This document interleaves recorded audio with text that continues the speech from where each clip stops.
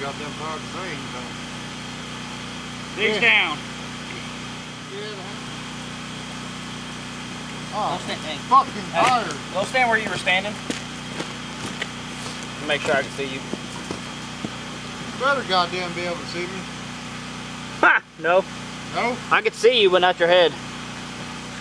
Oh, you motherfucker. Take 3. We're tired, we don't know how to work the camera, and we just want to get these pigs in the cooler.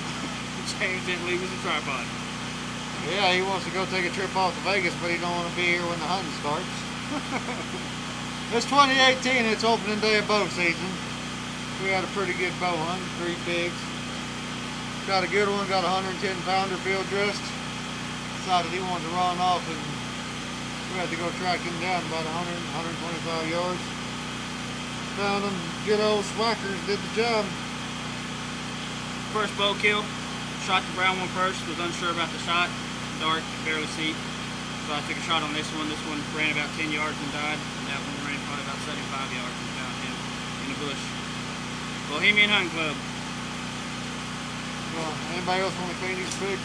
Yeah.